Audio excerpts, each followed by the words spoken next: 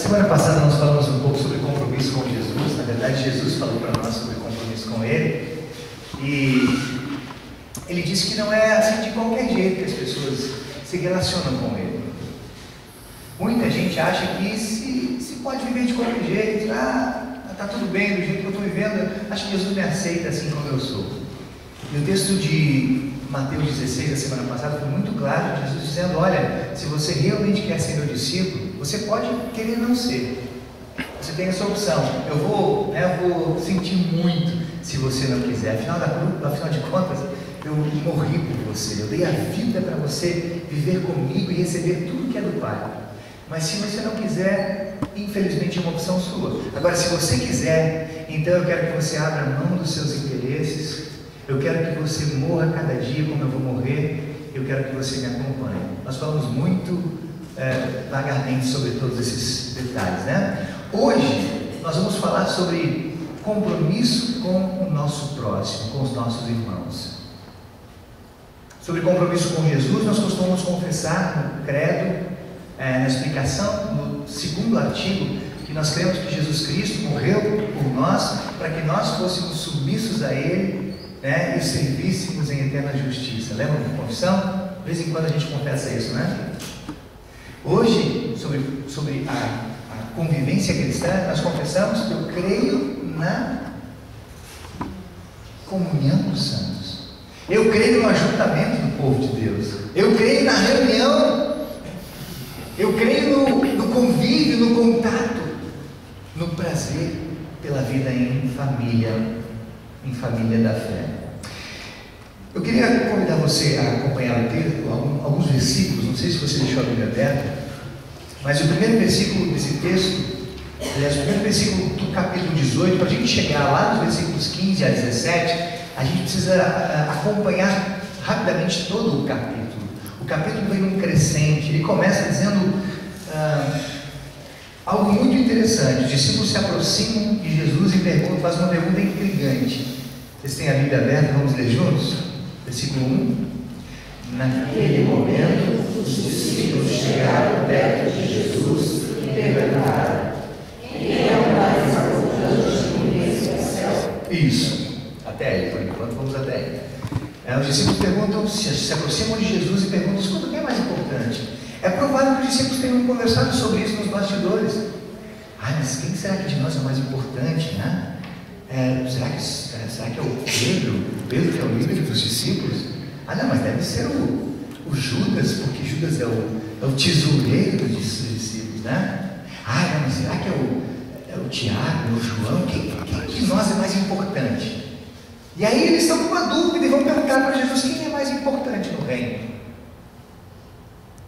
E aí Jesus dá uma resposta fulminante: o mais importante no reino é aquele que se humilha.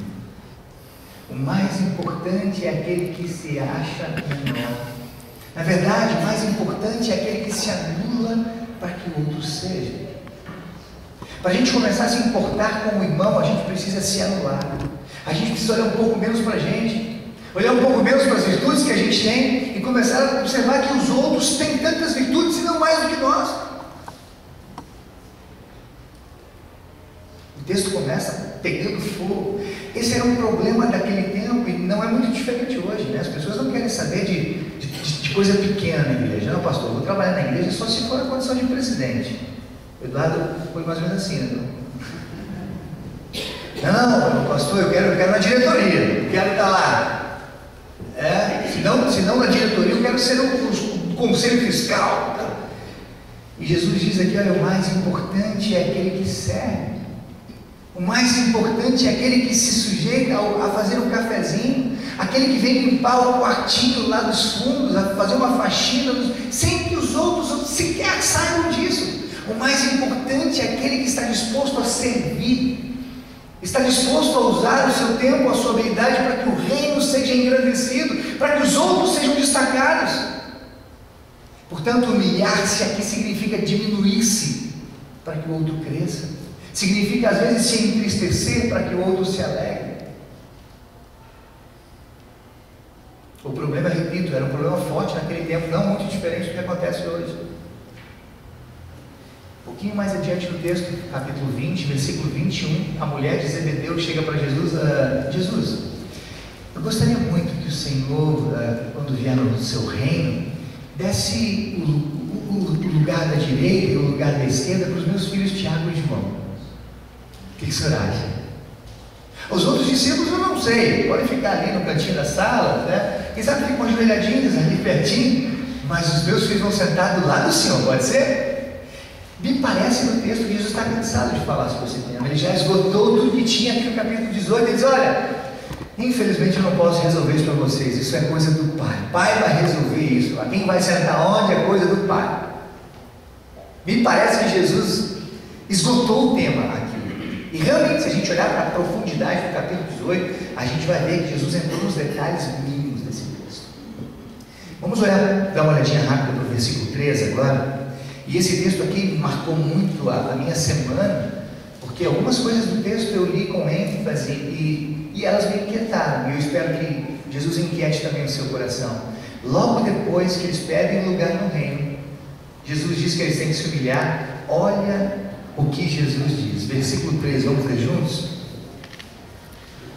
E disse: eu afirmo a vocês que isto é verdade, se vocês não mudarem de vida e não ficarem iguais às crianças, nunca entrarão no reino do céu. O que me chamou a atenção nesse texto aqui é que Jesus está falando para quem? Para os discípulos. Imagine Jesus de repente chegar para os discípulos: escuta, se vocês não mudarem de vida, vocês não vão para o céu. Mudar de vida aqui nesse contexto é mudar de atitude em relação ao outro. Eles estão querendo se aparecer mais do que os outros, mas estão enxergando a importância que os outros têm. Não estão enxergando a importância que os outros têm para vocês, a importância que vocês têm para os outros, a importância que todos vocês têm para a obra.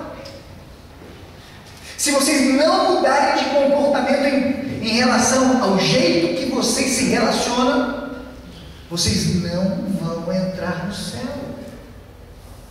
Ou seja, o que Jesus está dizendo aqui? Tipo assim: olha, até aqui está tudo bem, vocês são meus discípulos, foram lavados no meu sangue, ou vão ser lavados no meu sangue, vocês estão com um pé praticamente dentro do céu, um pé está dentro, o outro está fora, né? Na história do Jairo ainda não, porque Jesus já conquistou o céu para nós, só que a gente ainda não entrou lá dentro. Mas se vocês não mudarem de vida, vocês não vão entrar.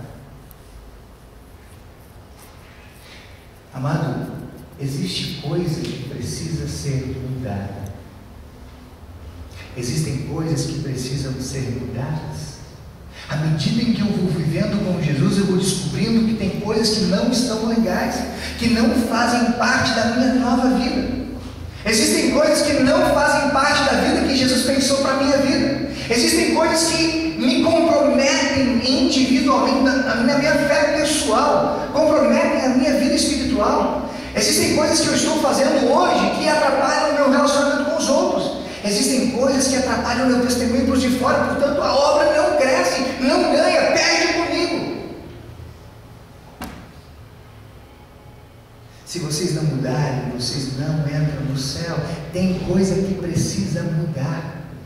Você pode ter 20 anos de vida cristã, você pode ter 50 anos de vida cristã, mas tem coisa que precisa mudar. Ou você pensou que daqui a pouco você ia ser canonizado, ou se você pensou em ser canonizado antes de morrer, desculpa, tem uma notícia péssima para você: não vai rolar. Nós sempre temos coisas para mudar. Você pode, repito, ter 60 anos de vida cristã, tem coisa para mudar. À medida em que você descobre que coisas não estão legais, e nós costumamos fazer coisas que não são legais, nós somos convidados a deixar essas coisas, a mudar de vida. O apóstolo Paulo já tinha uma experiência interessante na fé, e de repente descobre na palavra que cobiçar não é legal. Olha, Deus fala contra a cobiça. Se a palavra não me dissesse contra a cobiça, eu ia continuar cobiçoso. Portanto, preciso mudar. Não faz parte desse novo momento da minha nova vida como Jesus. Preciso mudar. Dois exemplos bem clássicos são da prostituta que estava a ponto de ser apedrejada, e Jesus pergunta para as pessoas se eles tinham pecado, né? Lembra da história? E aí ninguém mais apedreja, porque todo mundo se sentiu, né, cheio de pecado naquela hora, e ele diz para a prostituta: olha, ninguém te condenou, também não vou te condenar, agora vai e não peques mais. Não que ela não pecaria mais a partir, nem não cometeria nenhum pecado mais a partir dali. Agora vai ser santa. A santa, não. Jesus diz: não cometa mais esse pecado. Mude em relação a esse pecado. Porque se você continuar pecando, você vai estragar o nosso relacionamento, você vai correr risco de novo de ser apedrejado, e a vida vai de novo ser comprometida totalmente. Portanto, mude. Há coisas que precisam ser mudadas. Um exemplo muito interessante, forte, de quem não mudou e perdeu o reino, foi de Judas. Judas Iscariotes, ele foi escolhido entre 12 discípulos, entre muitas pessoas. 12 foram escolhidos como exemplares. Eles eram destacados entre todos os outros, eles eram os mais idôneos, eles eram os mais consagrados. Jesus escolhe 12 pessoas excelentes entre todos. E de repente, Judas, sendo tentado, era ganancioso, não resistiu, não mudou e não entrou no reino dos céus. Foi seduzido por causa de 30 moedas de prata. Foi vendido por causa de 30 moedas de prata. Foi para o inferno por causa de 30 moedas de prata. Há coisas que precisam mudar. E hoje, quando Jesus fala isso para mim e para você, Ele está falando de relacionamento com o irmão. Há coisas que nós precisamos mudar em relação ao nosso relacionamento com o irmão. Estamos assim começando, vamos adiante. Tem o texto aí à mão. Aliás, antes de entrar de novo nos versículos, eu queria lembrar que logo no começo do capítulo 18, Jesus chama uma criança para perto dele, lembra? Os discípulos perguntam: o que é mais importante entre a gente? Aí Jesus simplesmente diz assim: ei garotinho, vem aqui. O garotinho deve ter dito: eu? Jesus, você está falando comigo? Você mesmo, vem aqui, eu quero te dar um abraço e te usar como exemplo. Jesus quebra de cara um preconceito contra as crianças que naquela época eram escorraçadas, eram colocadas de lado. Os pais eram grosseiros, as pessoas eram grosseiras, as crianças eram ninguém. Fica quieto no seu canto, calma, sentiu? Tadinho das crianças, ficavam enfiadas no canto, ou em todos os cantos que podiam, porque qualquer um que olhasse, olhava sempre com um olhar fulminante. Elas estavam lá, humilhadas. De repente Jesus diz: ei garotinho, vem aqui. O garotinho não deve ter acreditado. Você está me chamando? Eu vou ser útil aí, né? Aí diz: vem cá, eu quero usar você como exemplo. Jesus diz: olha, se vocês não forem como essa criança, não se humilharem como essa criança, vocês não vão entrar no reino do céu.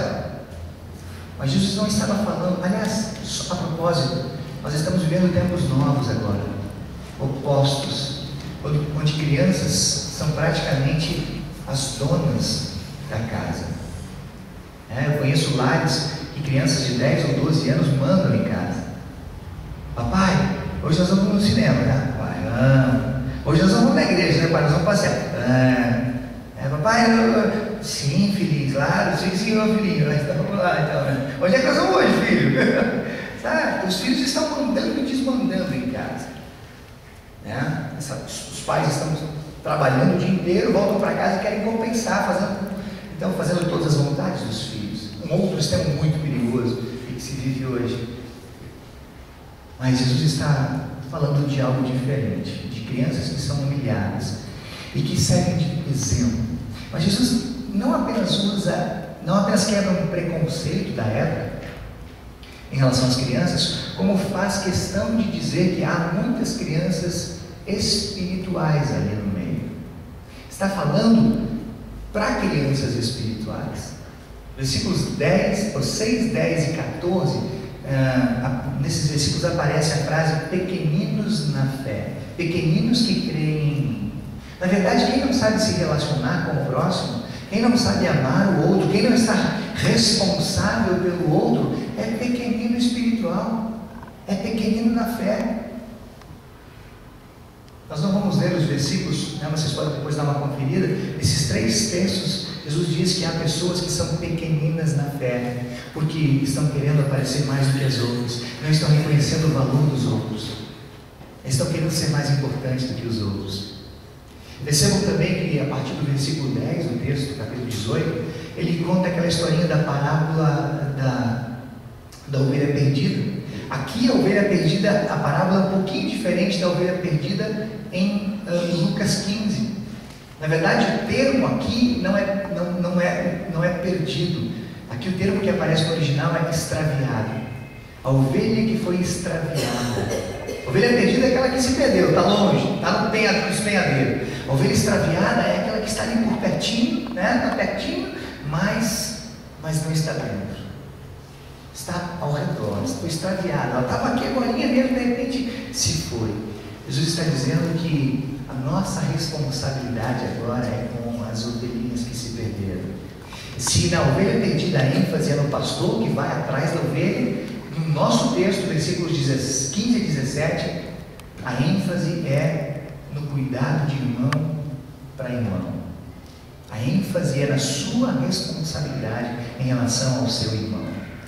Olhem o tamanho do compromisso. Versículo 6 diz que se alguém deixar escapar alguém ou outro que já foi seu irmão, melhor lhe fora pendurar uma pedra no pescoço e se atirar no mar. É claro que Jesus não quer que ninguém se enforque, se amarra uma pedra no pescoço e se jogue no mar, mas ele está dando uma ênfase na importância de eu me preocupar com o outro. Eu não posso permitir que alguém se extravie, eu não posso permitir que o meu irmão se vá. E aí eu queria aproveitar e perguntar para você, onde é que está o seu irmão?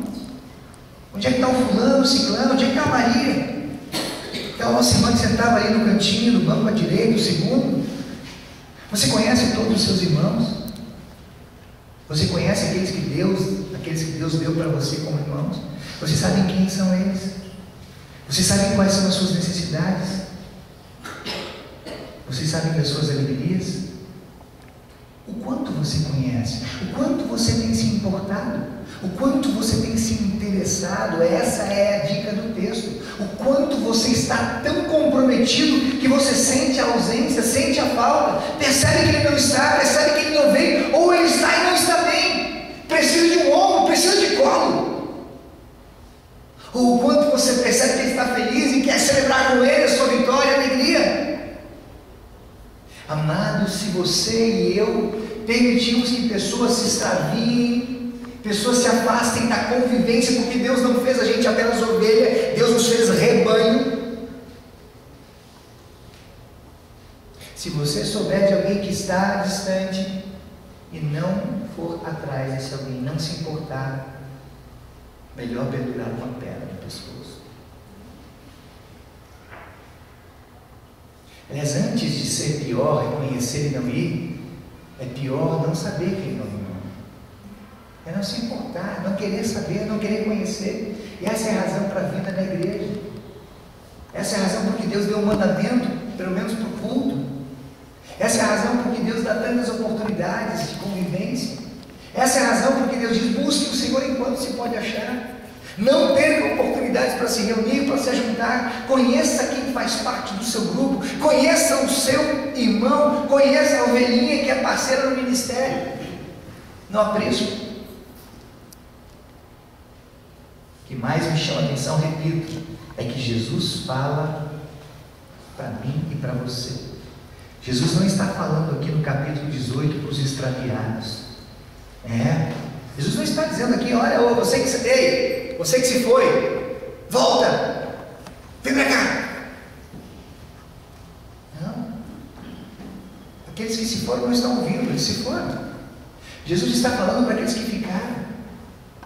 Jesus está falando para mim e para você, você e eu, nós que ficamos. Nós precisamos nos atentar para aqueles que foram, aqueles pequeninos espirituais espirituais, aqueles que estavam débeis na fé, estavam fracos, eles não conseguiram resistir, não conseguiram ficar, foram seduzidos, foram tentados, foram levados, e de repente ficamos nós sozinhos e sem eles. É hora de começar a se mexer, é hora de arregaçar as mangas e ir atrás. O que aconteceu com ele? Precisamos ir atrás. Se eu não for, ele pode se perder de vez. Se eu não me atentar para isso, ele pode nunca mais voltar, porque o mundo, como agarra alguém, escraviza. Você deve conhecer histórias de pessoas que se afastaram da igreja e hoje não conseguem mais voltar, porque estão presas, acorrentadas, não voltam mais, porque não depende apenas delas.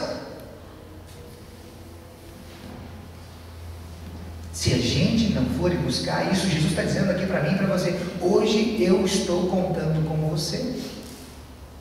Hoje esse desafio é para você. Essa obra é sua.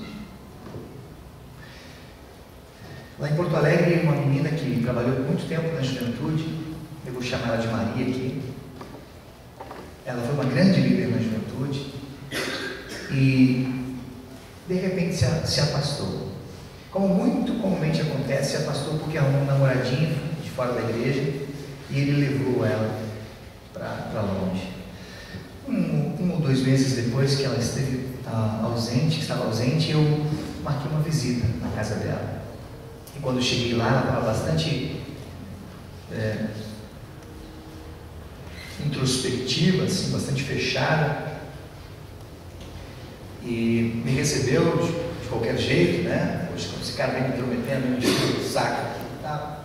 Aí eu me sentei com ela e disse: ô Maria, queria só lembrar de como foi bom ter a sua companhia lá na igreja, como foi importante ter você lá no nosso ministério, quanto Deus abençoou a minha vida, o meu ministério naquele lugar, através de você. Você foi uma líder importante, você influenciou muitas pessoas, é uma líder por excelência, as pessoas gostavam de estar com ela. Quantas pessoas voltaram para a juventude, quanta coisa boa você fez, quanta coisa importante você fez nesse nosso ministério. E agora nós estamos muito sentidos com a sua ausência, estamos sentindo muito a sua falta. E ela devia ter preparado um discurso, até acho que ela se desarmou com isso, mas ela tinha preparado um discurso: pastor, eu não quero saber, eu não quero voltar, eu não quero que o senhor se importe, eu não quero que o senhor se interesse comigo, eu não quero saber, não vou mais voltar, e me esquece, me deixa. Aí eu disse para ela, deixei ela se acalmar, disse para ela: Maria, imagina você de repente lá em casa, a minha esposa simplesmente juntar as malinhas e ir embora. Você acha que eu ia ficar de braços cruzados? A gente que viveu dias tão felizes, a gente que estava debaixo de uma promessa, a gente que estava debaixo de um pacto de fidelidade. Nós fizemos fidelidade um para o outro, de comprometimento, de compromisso, de amor, de fidelidade, de companheirismo. A história da alegria e da tristeza estava valendo. E nós dois fizemos um pacto com Deus. Imagine que de repente a minha esposa sai e eu vou ficar de braços cruzados, vou deixar ela aí sem fazer qualquer coisa. A gente quase não brigava.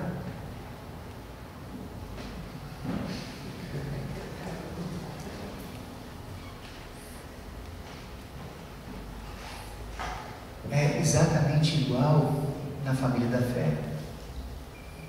Não é justo que você vá. Nós somos feitos família, nós somos feitos irmãos. Nós fizemos um pacto um para o outro, de cuidar um do outro, de nos amar. É o segundo mais importante mandamento, e eu vim aqui porque eu te amo. Nós fizemos um pacto juntos, de amor a Deus, de fidelidade ao Senhor. Nós somos abençoados juntos. Nós temos uma história bonita juntos. Por que agora, de repente, eu ia deixar você ir? E eu sei que indo você talvez não vá mais conseguir voltar. Como eu gostaria que de repente, se eu me afastasse, você viesse me buscar. Porque eu sei que quando a gente se afasta, nem sempre a gente tem força para voltar. Quase nunca tem, porque o mundo nos arrasta. Maria, como eu gostaria de ter você de volta. A igreja está sentindo sua falta, os jovens sentem a sua falta. Nós temos um compromisso, um pacto. Eu não vou deixar você ir. A Maria chorou muito, nós choramos muito. E a Maria voltou. Esse é só um caso de tantos outros casos que eu podia citar. O quanto temos nos importado uns com os outros? Quantas pessoas estão se afastando, estão se extraviando? Elas sentavam talvez do nosso ladinho, eram companheiras de banco, de repente não estão mais. Sabe lá onde estão? Eu nunca me importei, eu nem sequer liguei para saber. Se o teu irmão pecar contra você, esse contra você aqui não é contra você, pessoa física, é contra você, família, é contra você, igreja. Percebam que o texto termina na assembleia da igreja, começa no individual e termina na assembleia. Se o seu irmão pecar contra você, igreja, se de repente o seu irmão começar a falar mal da igreja, começa a falar mal de alguém da igreja, começa a falar mal do líder da igreja, do pastor da igreja, você deve conversar com ele. Se o seu irmão pecar contra você, igreja, se o seu irmão de repente começar a se afastar, a se ausentar, ele está pecando porque Deus pensou a comunhão, Deus pensou a reunião, Deus pensou o ajuntamento, tem bênção especial sobre o grupo. E se ele não está no grupo, ele está afastado de uma vontade de Deus, está afastado do próprio Deus, portanto está pecando. Se seu irmão pecar, vai atrás. A primeira dica do texto: vai atrás você mesmo. Você que soube, você descobriu, você sentiu falta, vai conversar com ele, vai dizer que você se importa, vai mostrar que você se importa, vai mostrar que Deus se importa através de você. Lembra das bênçãos para ele, lembra de como era bom ter a companhia, lembra dos planos de Deus.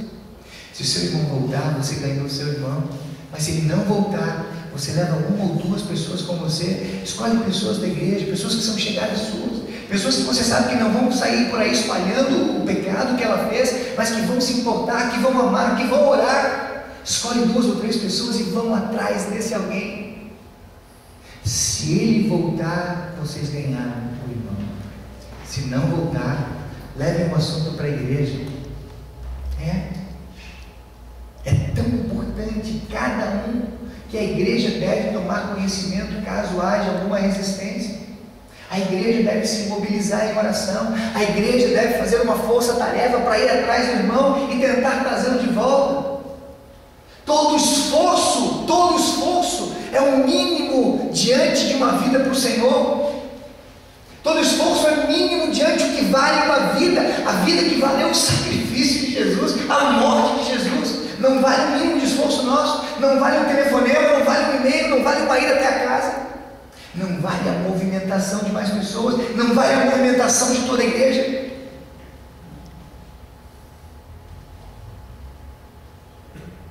Quero terminar essa mensagem lembrando 1 João 4,19, que diz que nós amamos as pessoas porque nós fomos amados primeiro. Eu só vou atrás, eu só amo assim a ponto de ir atrás, porque eu fui totalmente envolvido por um amor que veio atrás de mim. Sabe como Deus me amou? Como se eu tivesse um buraco sem chance de sair e só a mão dele pudesse me alcançar. Ele me tirou de lá de dentro, me colocou em lugar seguro. E de repente eu começo a caminhar e ali na frente tem um que está numa areia movediça, à distância do meu braço. Eu digo não para ele e vou embora. Não posso deixar de fazer com os outros o que Deus fez comigo. Eu tenho um compromisso com o Senhor. Eu tenho um compromisso com o meu irmão. E meu desejo nessa noite é que você saia daqui pensando naquele que você não tem visto. Coloque esse amado nas suas orações.